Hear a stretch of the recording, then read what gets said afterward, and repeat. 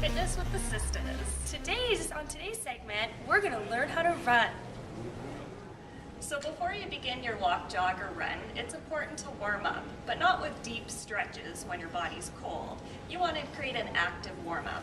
So you could do some range of motion activities like high kicks, high knees, some leg swings, and some walking lunges. Another important thing to practice that we often don't think about is our breathing. So if we practice just some gentle deep breathing, and you can do this stationary or seated, and then you'll be able to incorporate it during your walk or your jog. So breathing in through your nose and out through your mouth. Try and keep the inhales and the exhales nice and even, and that'll help your body relax throughout your run. It's important when you're running to have proper form. So you want to have a good heel to toe strike as you're running, a very comfortable posture, a slight lean forward, arms bent at 90 degrees. And it's good to always go opposite leg to opposite arm so you're running in symmetry. I also like to tell people, to pretend you're holding a potato chip while you're running and pretend you don't want to break it. And this will make sure that you're not tensing your upper body and not straining your neck muscles.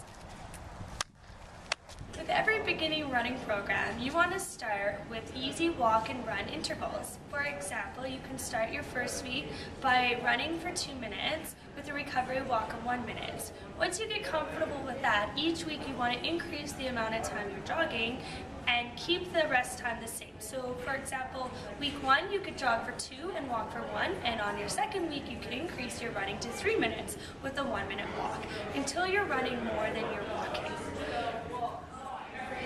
So the final thing to do after you're finished with your jog is to do a few stretches, and this will help prevent injury.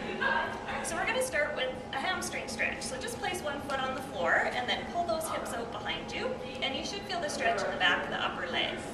We also want to stretch out the back of the lower leg for a calf stretch just by pulling those toes up. We want to hold each stretch for about 3 to 5 deep breaths, so the stretches really don't take too long at the end. Okay, next one we're going to put our knee up on a bench and keep your knee right in the middle of your chest and then lean forward. And you should feel this through the glute right in the outer hip. Okay, last one is for the inner thigh. You want to stretch out those hips, especially with running. We're kind of moving straight forward in that one range of motion, so you want to feel a nice stretch into the hips. Good job! So in preparing for your run, try to dress in layers. The inside layers should be moisture wicking with warmer layers on the outside. Try not to get too bulky so you're able to keep up your good form, and make it easy so that you can take off layers, maybe tie them around your waist. Really important in the cooler weather to protect your chest and your neck and your ears, and also your fingers with some thin gloves.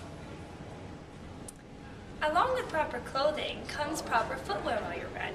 You want to buy a pair of running shoes that support the natural structures and inconsistencies of your feet.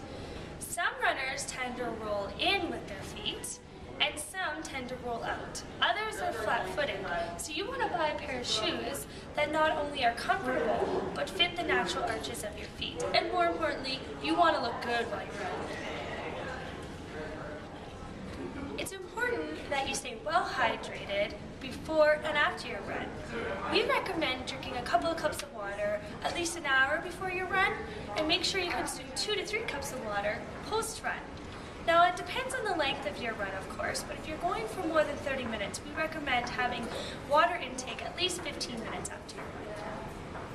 For those that need that extra push, join me, Sister Sonia, every Tuesday and Thursday starting March 6th. Join my Learn to Run group. Each week we're going to do interval training, starting at small intervals, and progress for the next 8 weeks. I'd love for you to join me. See you there!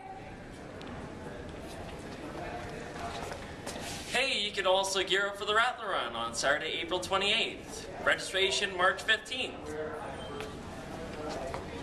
Join the fun team!